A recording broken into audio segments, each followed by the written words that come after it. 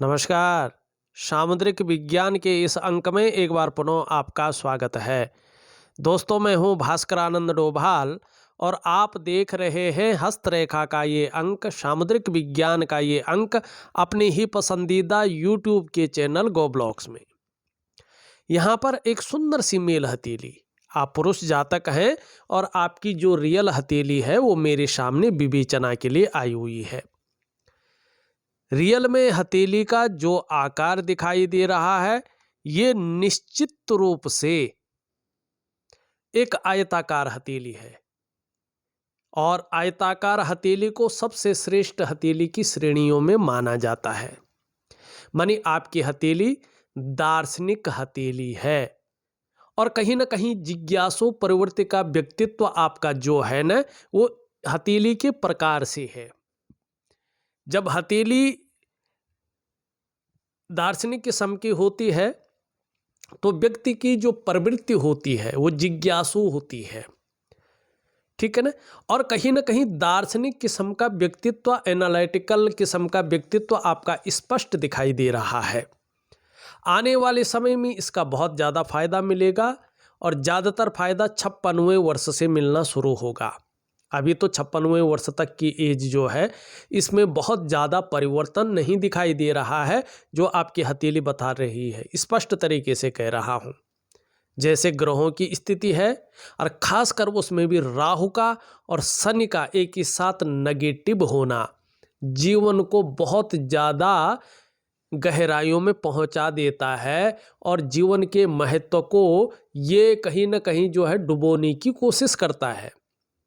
लेकिन हमारे जो पौराणिक शास्त्र है, ऐसी स्थिति जब आती है तो उसको उबारने के लिए बहुत सुंदर, बहुत सटीक, प्रभावशाली उपाय दिए गए हैं। आपको वो उपाय करना है, निश्चित ही जो है इसका जो फल मिलेगा वो शानदार रूप में आपको मिलेगा।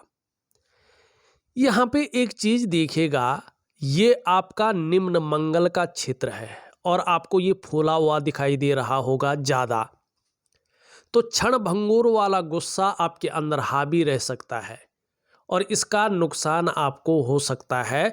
तो इसके लिए एक दिव्य सूर्य क्रिया दे रहा हूं मैं, उसमें मंगल का उपाय दूंगा, वो जरूर करें और अपने गुस्से पे काबू रखें।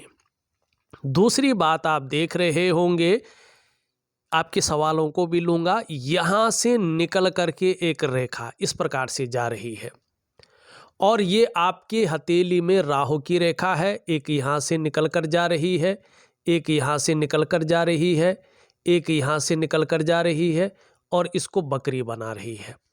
और यहाँ पे भी इस प्रकार के चिन्ह बनते हुए भी ये कहीं ना कहीं जो है अर्थविहीन बना रहा है, आपको धन के नुकसान की ओर ले जा रहा है, कार्य के नुकसान की ओर ले जा रहा है। ठीक, अब यहाँ पे देखेंगे, जो ये लकीरें हैं आपकी, ये आपकी जीवन की लकीर को काट रही है।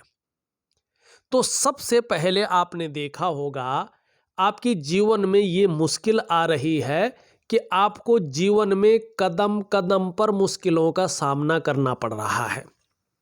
फिर आपकी हथेली में ये करियर और धन की रेखा को काट रही है, मानी पैसे रुपए को लेके, रोजगार को लेके, आजीविका को लेके हर जगह ये उतार चढ़ाव आपको दे रही है, आपको उतार चढ़ाव झेलना पड़ रहा है।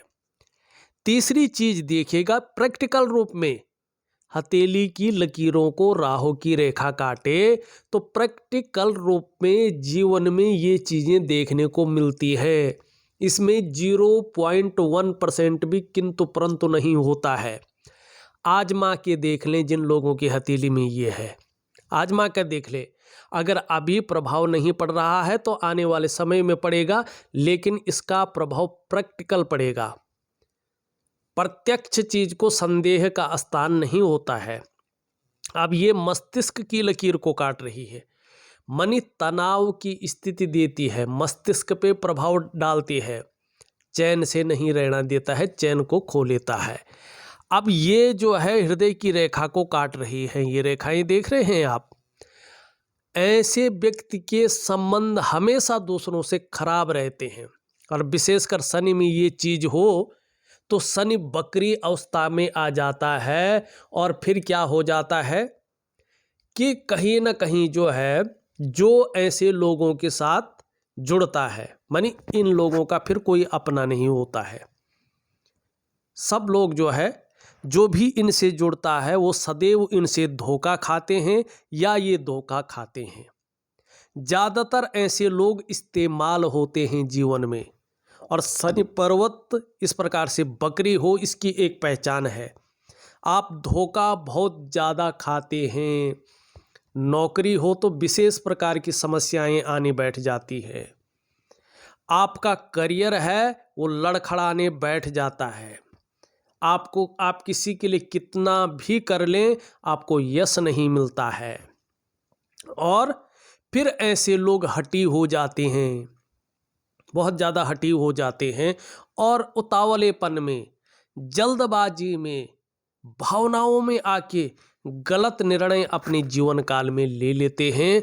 और कभी कभी क्या हो जाता है कि व्यक्ति बहुत ज़्यादा बेवजह की चिंताएं करने बैठ जाता है, बिना वजह की चिंता करने लगता है और फिर अवस्था में जातक धीरे धीरे चिड़चिड़ा होने बैठ जाता है, स्वभाव से संदेह करने वाला हो जाता है।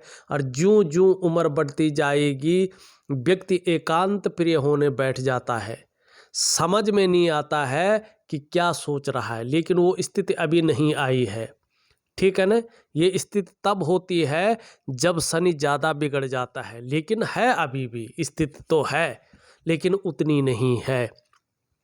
आप जहाँ जाते हैं आपके रिश्ते खराब होने बैठ जाते हैं, संबंध खराब होने बैठ जाते हैं। और इसकी शुरुआत परिवार से, फिर कुटुंब से, भाई बहनों से, और फिर आपके आसपास के लोगों से होता है। कहीं भी जाओ कुछ समय बाद जो है उनसे आपकी बनती नहीं है, आपको वो जगह छोड़नी पड़ती है, आपको अपयश मिलना शुरू हो जाता है। ये इसकी पहचान है, क्योंकि शनि है। और जब इसमें इस प्रकार का क्रॉस बनता है राहु के क्षेत्र में, जैसे आपकी हथेली में है, तो ये क्रॉस जीवन में 3-4 चीज़ों को देता है। या तो सबसे पहले ये धन हानि कराता है, व्यापार होगा तो व्यापार में बड़ा नुकसान कराता है, नौकरी होगी तो नौकरी में कहीं ना कहीं गलत काम हो जाता है, ऐसा हो जाता है कि या किसी ने भरा किसी ने, और कहीं ना कहीं आपका धन हानि होता है, आपकी व्यापार हानि होती है। और अगर धन हानि ना हुई हो, व्यापार हानि ना हुई हो, तो कहीं ना कहीं ये जो गुणा का चिन्ह है आपको कर्जे के तले दबा लेता है। और ऐसे कर्जे के तले दबाता है कि आप उससे उठ नहीं पाते हैं। अगर ये भी नहीं हुआ है तो आपको ऐसी जगह फंसा लेता है कि कोर्ट कचहरी का मामला बनना शुरू हो जाता है, आप कोर्ट कचहरी के चक्कर काटने बैठ जाते हैं। अगर वो भी नहीं हुआ है आपके जीवन में तो बहुत सतर्क रहेगा। फिर ये बहुत बड़ी चीज करता है। क्या करता है? ये रहस्य, ठीक है ना, रहस्यमय बीमारियों को देता है, मानी ये खराब हो जाता है और ऐसी बीमारियों में व्यक्ति जकड़ता है कि जो आप सोच भी नहीं सकते कि बीमारी कहाँ से आई, क्यों आई, इसका समाधान क्या है, ये पता नहीं चलता है। राहु ऐसी गोपनीय बीमारी पैदा करता है और ज़्यादातर में जातक को समाप्ति की ओर ले जाता है। ऐसी स्थिति को ये पैदा करता है। और आपका राहु क्या है? आपका राहु जो है जिसको हम कहते हैं ना मारक भाव, उसमें बैठा हुआ है, ठीक है ना। ये आपको बीमारी तो नहीं पैदा करवाएगा, लेकिन कर्जे से उभरने नहीं देगा। साथ में शनि है तो कहीं ना कहीं आपके संबंधों को हर जगह खराब करेगा। और दूसरी बात, फिर शुक्र भी इसी से जुड़ रहा है। आप देखेंगे कि आपका जो अंगूठा है, इसका जो पहला पौरवा है उससे बहुत बड़ा, दुगना बड़ा आपका जो है या तिगुना बड़ा दूसरा पौरवा है। तो ऐसे व्यक्ति अपना जो नुकसान है अपनी जल्दबाजी में करते हैं। कहीं आपने धन लगाना था और किसी ने कहा लगा दिया। निर्णयों के कारण ऐसे लोगों का नुकसान होता है। आपको बड़ा सोच समझकर जीवन में निर्णय लेने हैं।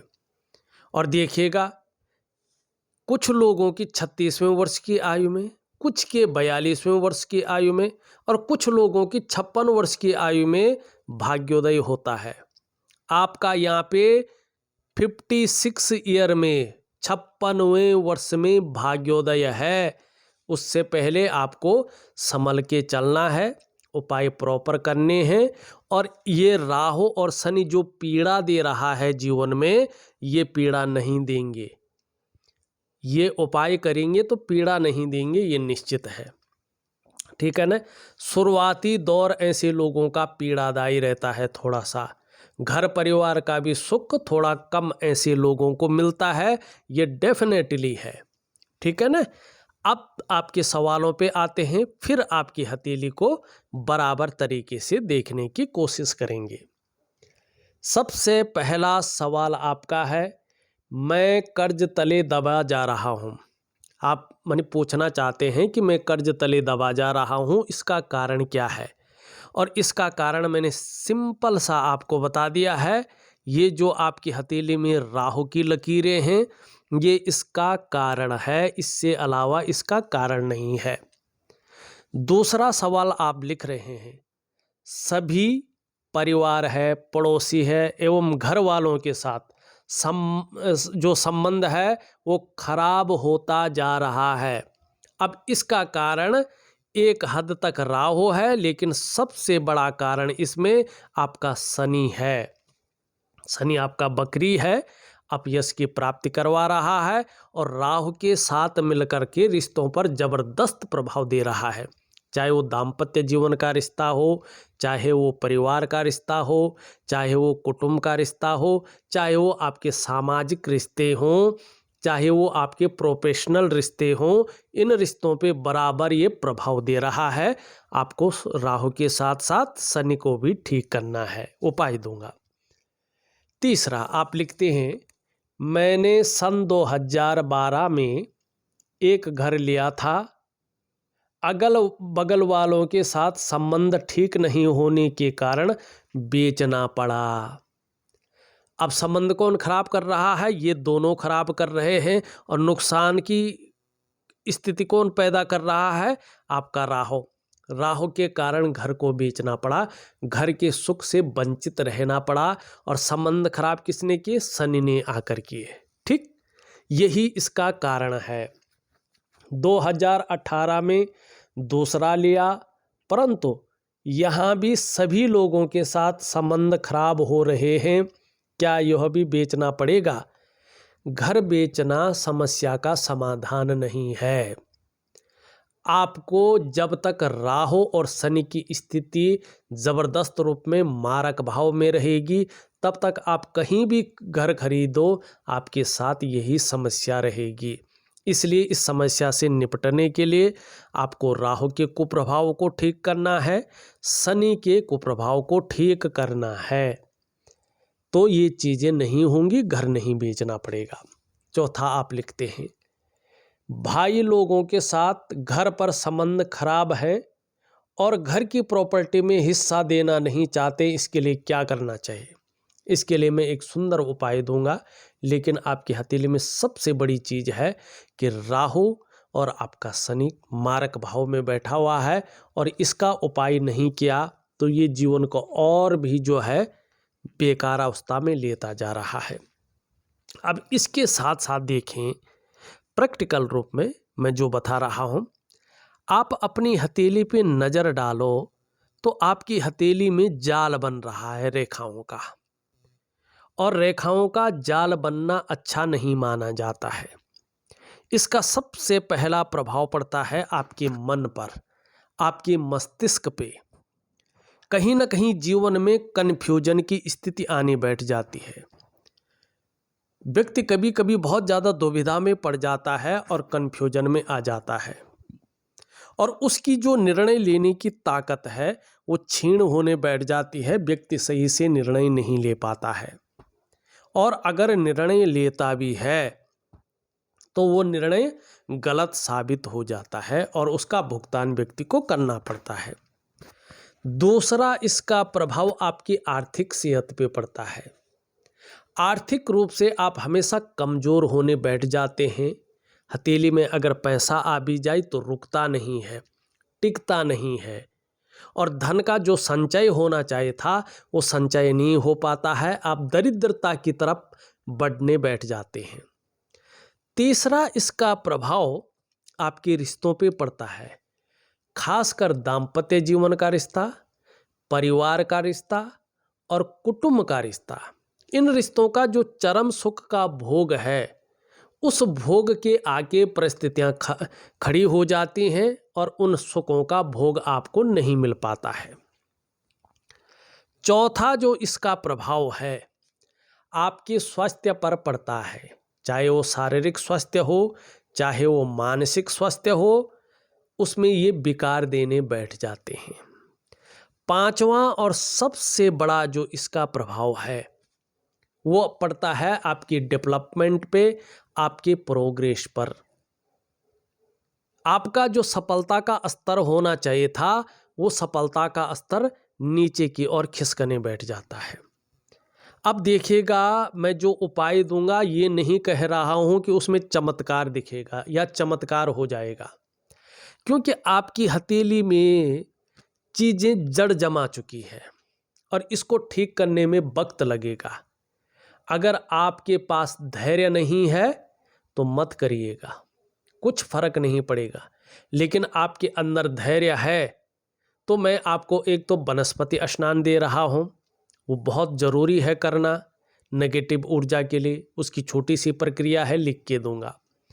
दूसरा, मैं एक दिव्य सूर्य क्रिया दे रहा हूँ, एक दिव्य योग ध्यान क्रिया दे रहा हूँ।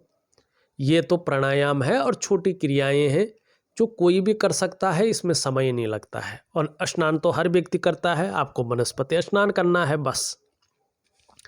एक राहु का उपाय दे रहा हूँ मैं, एक शनि का उपाय दे रहा हूँ, ये सबसे ज़रूरी है। और चीज़ों का आपको उपाय नहीं करना है, वो अपने आप ठीक होते जाएंगे। इन ग्रहों के प्रभाव से वो ग्रसित हैं। यहाँ पे एक चीज़ देखिएगा, आपके जो सूर्य पर्वत है इसमें शानदार त्रिकोण बन रहे हैं। अगर आप ध्यान से देखें तो इस प्रकार के त्रिकोण है और यहाँ पे रेखा इस प्रकार से है, यहाँ पे भी छोटा त्रिकोण बन रहा है। लेकिन इन त्रिकोण का आपको जरा सा भी फायदा नहीं मिल पा रहा है, जरा सा भी नहीं। वाहन है, होगा या नहीं होगा, लेकिन लेने की ताकत तो है, लेकिन उसका सुख नहीं मिल पा रहा होगा। घर है, लेकिन घर का जो सुकून मिलता है, जो सुख की अनुभूति होती है, वो नहीं हो पा रही है। तो इनका फायदा नहीं है। और दूसरी बात, जो यश मिलना चाहिए, जो जीवन में प्रतिष्ठा मिलनी चाहिए, जो सम्मान मिलना चाहिए, उसमें कमी दिखाई दे रही है। तो सूर्य को ठीक करने के लिए, जीवन में चीज़ों को ठीक करने के लिए एक दिव्य सूर्य क्रिया दे रहा हूँ। इसका महत्व क्या है, आगे मैं एक अलग सी वीडियो बनाऊंगा सबके लिए, तो उसमें मैं चीज़ों को दिखाऊंगा कि सूर्य क्रिया से क्या होता है और वैज्ञानिक तरीके से क्यों करनी चाहिए सूर्य क्रिया। ठीक है ना। तो मैं आपको सूर्य क्रिया दे रहा हूँ, आप प्रॉपर तरीके से करें तो बहुत अच्छा लाभ आपको जीवन में होगा। अब चलते हैं, हम आपके सवाल भी ले लिया, मुख्य चीज़ें भी देख ली, अब आगे चलते हैं। यहाँ पे देखेंगे तो प्रैक्टिकल रूप में केवल 2 रेखाएं ही स्पष्ट हैं, पूरी हैं। मानी स्वयं की मेहनत और स्वयं के परिश्रम के बल पर ही आपको श्रेष्ठ सफलता की प्राप्ति होगी। अभी इसमें कालापन भी है, बहुत सारी रेखाएं काट भी रही हैं, तो कम से कम 2.5 वर्षों तक ये और अपना प्रभाव जारी रखेंगे। एक तो संघर्ष की स्थिति ज्यों की त्यों बनी हुई है, इसको ठीक करने के लिए योग ध्यान क्रिया जरूर करें, लाभ होगा। और थोड़ी सी कोई ना कोई चिंता बनी रहेगी, इस और ये ध्यान दिला रही है। ये उंगली हल्की झुकी हुई है इस उंगली की तरफ, तो धार्मिक भावनाएं जीवन में रहेंगी और ईश्वर में विश्वास बना रहेगा, ये यहाँ पे स्पष्ट दिखाई दे रहा है। मिडिल फिंगर भी झुक रही है इस उंगली की तरफ। बहुत ज़्यादा मेहनत और परिश्रम करने के बाद ही चीज़ों में सफलता की प्राप्ति होगी और ये कुदरती है, ये जीवन भर बना रहेगा। ये उंगली पूरी तरह से झुक रखी है इस उंगली की तरफ। निश्चित रूप से यश पाने की चाह है, नेम फेम पाने की चाह है और अपने कार्यों में विस्तार पाने की चाह दिखाई दे रही है। यहाँ पे इससे बड़ी है और इससे छोटी है, तो रिस्क लेने की ताकत आगे आके बहुत अच्छी बढ़ेगी, जो चीज़ों में जोखिम उठाने की क्षमता बढ़ेगी और इसमें कहीं कोई नुकसान हो भी जाए तो गिर कर पुनः उठने की ताकत भी बढ़ती हुई दिखाई दे रही है और आगे चलकर इसका लाभ प्राप्त होगा। ये उंगली पूरी तरह से झुक रखी है इसकी तरफ। धन कमाने की ललक बहुत अच्छी है और यहाँ पे इसके ये पहले पौरों तक पहुँचती हुई दिखाई दे रही है। अपने ही बलबूते पे कुछ करने वाला जो गुण है उसके कारण सफल होंगे और जो कम्युनिकेशन स्किल्स है उसके दम पे आगे चलकर सफल होते हुए दिखाई दे रहे हैं। आपकी हृदय की रेखा देखें, सीधा बृहस्पति पर्वत को टच कर रही है, ये बहुत अच्छी चीज है। राहु और शनि का कुप्रभाव अगर खत्म होता है तो चाहे आप जिस भी प्रकार से हो, चाहे आप व्यापार करें, चाहे नौकरी करें, कोई और भी काम करें, समाज में एक श्रेष्ठ जीवन निश्चित ही व्यतीत करेंगे। ये आपकी रेखा बता रही है। मस्तिष्क की रेखा, क्रिएटिविटी बहुत अच्छी है, कल्पना शक्ति बहुत अच्छा है, बौद्धिक स्तर शानदार है, इसका आगे चलकर लाभ होगा। जीवन की रेखा देखें तो इस प्रकार से आती हुई और पीछे की ओर मुड़ रही है। आगे चलकर केयरफुल व्यक्तित्व दिखाई दे रहा है और 56 वर्ष के बाद पुनः स्थायित्व तो पूरी तरह से आ रहा है, ये भी स्पष्ट दिखाई देता हुआ नजर आ रहा है। जैसे जैसे उम्र बढ़ेगी वैसे वैसे धर्म में, अध्यात्म में बहुत अच्छी रुचि बढ़ेगी और प्रतिष्ठा के साथ साथ धन दौलत भी खूब कमाएंगे, ये स्पष्ट दिख रहा है। यहाँ पे अगर आप इन उंगलियों से, इन रेखाओं से देखें तो एक निशान बन रहा है जो अर्ध विकसित है, एम आकृति। आपके जो पंच तत्व हैं, पंचभूत जिन्हें कहते हैं, जिनसे शरीर बना हुआ है, 5 एलिमेंट, आपके शरीर के जो 8 चक्र हैं, आपकी जो 5 ज्ञान इंद्रियां हैं और आपकी जो कर्म की 5 इंद्रियां हैं, उनके अनुसार देखा जाए तो आपके जो इष्ट देव हैं वो भगवान शंकर हैं, देवादिदेव महादेव हैं और आपकी जो अधिष्ठात्री देवी हैं वो इस प्रकृति की जो देवी हैं माँ पार्वती, वो आपकी अधिष्ठात्री देवी हैं। जितनी ज़्यादा शरणागति जाएंगे जीवन में निश्चित ही उतनी दिव्यता को और उतनी ही भव्यता को आप प्राप्त करेंगे, लेकिन ये इसके ऊपर डिपेंड होगा कि आपका समर्पण किस प्रकार का है और किस प्रकार की चीज़ें जीवन में आ रही हैं। बहुत सारे चिन्ह भी बन रहे हैं, रेखाएं भी हैं, लेकिन इनका महत्व राहु की एक रेखा ने पूरी तरह से समाप्त कर लिया है। तो राहु को ठीक करें, तब जाके आपको सभी रेखाओं का, सभी चिन्हों का और सभी ग्रहों का पॉजिटिव प्रभाव मिलेगा। अन्यथा जीवन में इस रेखा सबके ऊपर भारी है तो ये भारी रहेगी। शुक्र का पर्वत शानदार है, लेकिन इसमें अभी क्या है, बहुत सारी रेखाएं हैं। जब शुक्र के पर्वत को बहुत रेखाएं, जाल जो है दिखाई देने लगे तो ये मानसिक परेशानियां देता है। व्यक्ति का जीवन ऐसे में संकटों और कठिनाइयों के बीच गुजरता है। बहुत ज़्यादा मेहनत परिश्रम करने पर भी व्यक्ति की दृष्टि से देखें तो अभाव की स्थिति नजर आती है। बहुत ज़्यादा करने पे, सारा कुछ होने पर भी जो सुख की अनुभूति है वो सुख की अनुभूति नहीं हो पाती है। उपाय दे रहा हूँ, निम्न मंगल उच्च मंगल पराक्रम बहुत अच्छा रखेंगे और एनर्जेटिक स्वभाव बना रखेंगे।